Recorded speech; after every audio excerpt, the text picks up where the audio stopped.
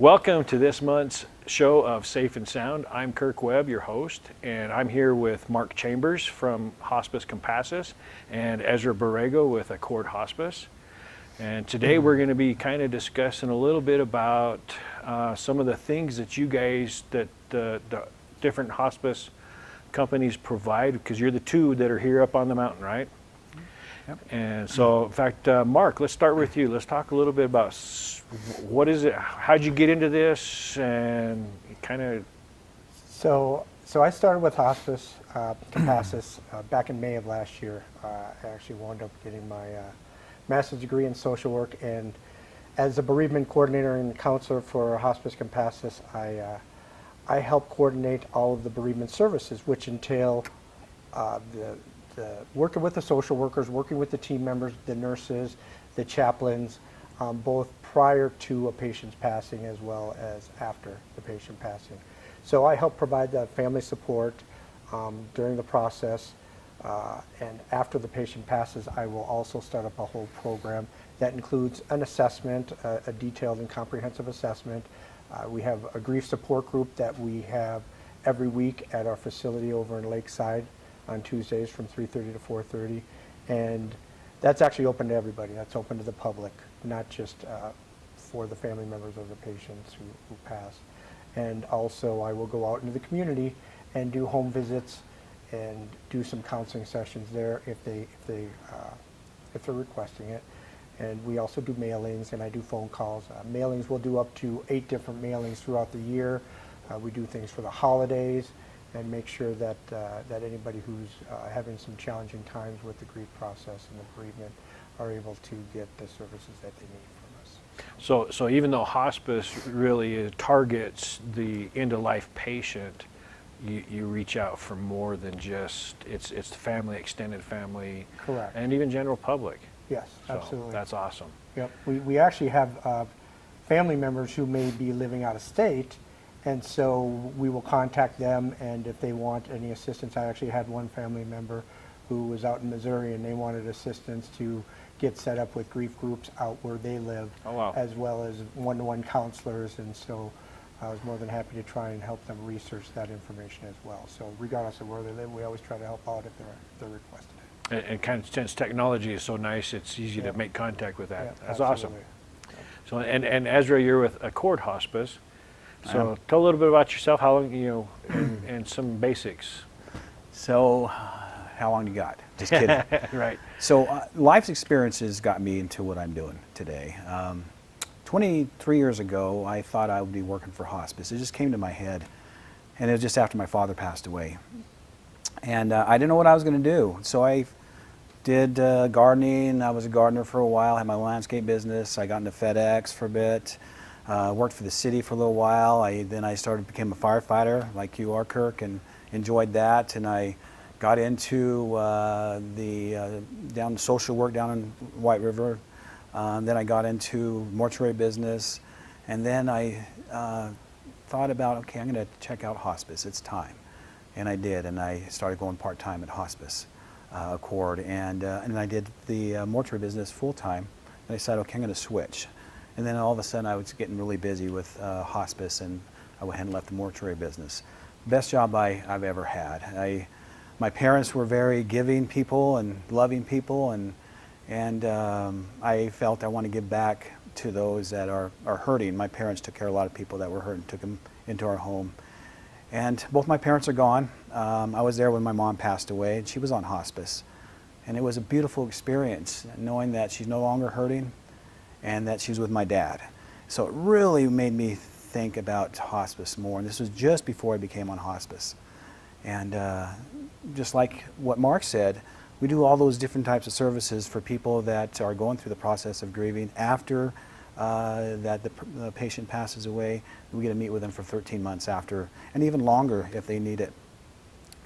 Mail out flyers to them to remind them that we're still thinking about them, do one-on-one, have meetings at our office, do work at the hospital to help people that are going through challenges there. And then community stuff that happens, we're able to go out and extend our services, not only to the hospice people, but we extend services to the people that maybe are dealing with suicide. Kids that have lost a friend at school, we go there and help out with those services.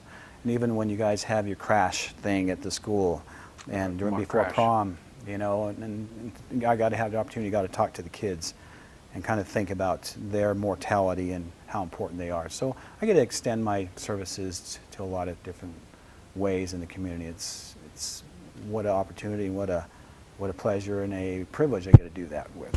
It's pretty cool. And I know even with my job, the thing that I really like most about my job is being able to help people. And I think that's kind of the impression I'm getting from you guys, that you kind of have that same passion. And you mentioned suicide. I know with here on the mountain, in Apache and Navajo counties, we're kind of leading the state, or pretty up there with suicides, attempted suicides and things like that. And it's difficult to deal with, isn't it? And what are some of the things that you guys encounter with some of that? Do you have the after effects, and what are some of the? Well, I know from our perspective, one of the things that we do when our patients first come onto services is we have a weighted bereavement assessment that the social worker brings in and does that right upon admission, and that is an assessment on the family members. So we are required to do a weighted assessment that talks about the suicidal ideations, talks about coping skills, talks about the social supports. It's actually a 20-point questionnaire. The first 13 are dealing with the different types of coping skills, strategies, suicidal behavior health, that type of thing. And then the last 7 are protective factors. Like if they do have a positive outlook on what the death is. And I know that sounds kind of kooky, if you will, but there are individuals who, you know, they may be at the end of their life, they're 80, 90 years old, and the family is very supportive of what's going on. They've lived a long, you know, fruitful life, and everybody is on the same page. So we put in those protective strategies as part of the weighted bereavement assessment as well. And then once they pass, once the patient passes, we do an updated assessment as well. And I may make visits to family members throughout the process as well. And so that gives us the kind of like a timeline and a fixture as to how the family is doing throughout the whole process. And Right. I know we talk about suicide in the community as well. You know, I've worked in different facets and aspects within this community and down in the valley as well, and so I have a little bit of a behavioral health background. And there's a lot of risk factors out there within the family, Right. that aren't necessarily on the weighted bereavement assessment, that deals with family history, that deals with psychiatric issues within the family, that deals with suicidal attempts in the family, because there's definitely a higher risk within family dynamics if there's a history of things going on. So there's a lot of different factors that we try to look at, that we look at as a team when the nurse goes in, when a CNA goes in, when the chaplain goes in, and that's why we have these meetings on a regular basis. Every morning we have a meeting to discuss what's going on with any of the high acuity or critical patients. So. Yeah, and like you say, the dynamics is different with each case, and so it's nice having that assessment form to give you kind of a basis to start from and go from there. And I know I was talking a little bit with Ezra about he mentioned to me the stages of grief and all of that, and I think that's is that kind of a basic that all hospice companies kind of use, something like that? What are some of those stages that people can expect to kind of go through? Well, the first one is denial or isolation, and they try to want to bring themselves away from the community or from family. Even they want to just lock themselves in a room or be away from people, because sometimes they don't want to share their grief, and they just don't want to talk to anybody because they want to hear the questions. They don't want to hear things over and over again. And then again, they just can't believe it's happening. You know, that's the first stage. And bargaining happens sometimes. I'll do anything to get that person back. I'll do anything to if they have cancer or something, you know, so that I can get healthy again.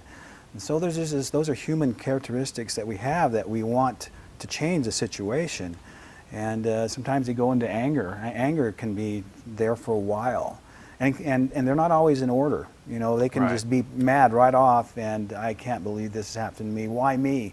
you know, the Lord made me do this, did this to me, or did I do this to myself? I can beat myself up because I, you know, drank too much, or I smoked too much, or just didn't take care of my body. There's so many different, those 5 grieving steps are never in order. Right, bouncing back and forth, Right. and Yeah. And then you've got depression. Depression, and some people are in depression for a while, back and forth, and you get help, and then they can go back into it again. It can be trigger points that cause them to go back to depression. But the one that we'd like them to be into is acceptance. Acceptance, yep. Is to accept. And Right. a lot of people, I was just at the cancer center today, visiting with different people, and one guy, I asked him, he just got diagnosed a week ago. And I said, so how you doing? And he goes, it is what it is. I've accepted this. And that's pretty amazing right off, you know, but his wife was dealing differently. I know. So- I tell my kids, you know, every day I'm one day closer to death, and they're kind of like, quit saying that. Well, that's just a fact. Yeah. Yeah, in our field, we see it a little bit differently, but Right. the kids, they see it like, don't talk about that. Dad, I don't want you going anywhere. Like too it's going to soon." happen tomorrow, but Yeah. I don't think so. But hey, we never know when it's our time. Yeah. You know, and I know dealing with my sister that, in my opinion, she went way too early. But it was her time. She had pancreatic cancer, and hospice came in, and it really did make a huge difference with the family, and being able for her to stay at home and to be able to be where she wanted to be. She didn't want to be in some hospital or things like that. And you know, and so hospice nurses and staff being able to come in and take care of those pain needs, and alleviate a lot of the background information that people don't even think about when you get to that end of life situation. You know, same thing with my mom when she went, and a little bit different situations because, right, like you said, Mom, it was her. You know, she'd lived a good long life, and you know, my sister had a great life too, but they went before. You're supposed to outlast your kids are supposed to outlast you, right? Typically, but that's not always the case. So. But You hit something on that's happening more and more today is people are at home passing, and where they're at peace and families around them, and it takes away the fear a lot in families that they get to see this and be with them and talk with them and laugh with them and cry with them, and to be able to see as they get ready to pass, it's a beautiful thing. It's incredible. There's a wonderful feeling in that room of love, and even people from the other side come and to greet. That happens a lot. You know, it's just not the meds talking. A lot of people think it's the meds, but it's not. They're actually feeling and seeing people. And it's incredible. There is a video out now called Being Mortal by Atul Gawande. He's a surgeon that lost his father, and he got to listen to the patients more and listen to his dad. His dad had cancer. And he wanted to listen to what his dad wanted more and where he wanted to be, how did he want to be taken care of. And you can get that online and see it, and it's incredible. It just shows what the patients want more than what other people think they need, like the doctors and stuff. Right. Great video if people want to see that, Being Mortal. One of the things that you talked about, and when you're talking about the 5 stages of grief, what I've observed is that with the different family members, and including the patient, everybody's going through something different. You know, you could have the patient who's at peace with everything, and you could have a spouse who is very anxious about it, and they could be going through different bargaining stages. You could get people in the anger stage. You can have somebody who can go through all 5 stages literally within an hour. Wow. You know, where people go, okay, I'm good with it, I'm good with it. And then all of a sudden they're off the charts with anger, or they can slip into the depression portion of it, you know. It's not just, there's not really a textbook or blueprint for this, and I think that's the part that can get frustrating. You know, there's a lot of peace and there's a lot of serenity that can come about from it, and I think that's what hospice is all about, is to be able to try and create that atmosphere that's going to be the best case scenario for the patient and for the family. But the dynamics can be volatile at times as well as peaceful, you know, and I think that's where we as workers can come in, and with the teams that we put together, to be able to try and offer the best support system for whatever that looks like for whatever member of that family that is, because helping this person, helping a 10-year-old child, children are extremely resilient. Right. I don't think we give them enough credit for how intuitive and intelligent they are during this struggling time. I think they tend to follow the leads of their parents and of the adults that are surrounding them, you know, and what you do with a 10-year-old compared to what you're doing with an 18-year-old compared to the spouse, and the stages of grief that's a great reference. And I think that it's also important to realize how very individualistic it is, depending on what direction everything is going, and making sure that we as a team are in tune with the differences that are going on, because we can't just try and do everything based on, you know, a certain textbook. And you brought up another book, and I think it's a matter of making sure that we're connecting with all the individuals and what they connect with.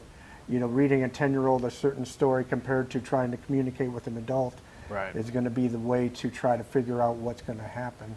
That's going to be we're going to be most beneficial for. Well, I think it's pretty awesome that, and I think as history has gone on, we've seen that there's a need for this type of, and I guess you could call it an intervention, but being able to have those tools and to fill those void areas, and so it helps families and individuals deal with that end of life. In situations, and because it's, you know, it's just like when you have kids and you get your first kid, and you're there, it's awesome, it's wonderful when they're born, and then you start looking around, where's the textbook? How do I take care of this kid? It's the same thing at death, you know. There's no books on it that really, because everything's different with each individual, and we don't come with that owner's manual of, okay, now this is how you're going to handle it at this point. And there are suggestions out there. I mean, there's books that offer suggestions, but because it is so individual, it doesn't always connect with people. People can connect with certain feelings and stuff, but many times people have those questions. They question themselves even after 3, 6, 9 months, 12 months, 15 months. Why am I still feeling this certain sense of emptiness here? You know, it says in this book that I'm supposed to be getting better, but why am I not getting better? And so I get a lot of those questions as well. And I let patients, or not patients, but caregivers know, because of that emptiness, feels like part of their arm's missing. Because it is, part of their life is missing. They've been somebody together for 30 to 70 years sometimes. And I let them know that you're going to keep grieving until you see them again, until it's your time to go over there, but it's going to get easier and easier through advocates, people helping you, through your processing, by you going through those processes, crying and having great times, memories of them, and then those every time you see something that reminds them of that person, it's going to get easier, and it's going to become a wonderful memory instead of, oh man, I miss you, because by that trigger. And it does get easier and easier as the days go on, but they will never stop grieving until they see him again. And they feel that, their soul feels that. But they know they're going to have that support, and they're going to learn things from it and be able to help somebody else go through the grieving process, because they can relate to that. Because they've created over those years the cumulative memories and affection and bond and love, and all of a sudden now it's gone. You know, the physical part of it is, but that emotional and spiritual and however you want to call it and deal with it at that point, now that's a whole different level, and it's, now what do we do, right?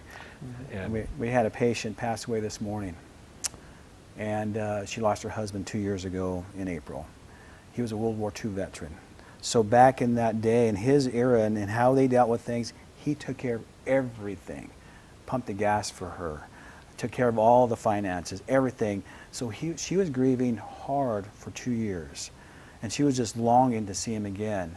And then something happened that was a grace of the Lord, that she was able to go to him, and she wasn't on hospice for long, and she passed, like I said, this morning. But she was grieving hard because she didn't know how to fill his gap, because she didn't know how. She did her part and he did his. And we were talking about it earlier, about how we got to fill each other's jobs that they had in the home, and it's hard unless you kind of work tandem all the time, and they'd be able to go into it easier. All the paperwork that takes place after a person passes, That's pretty hard, and we help out with that too as a hospice team.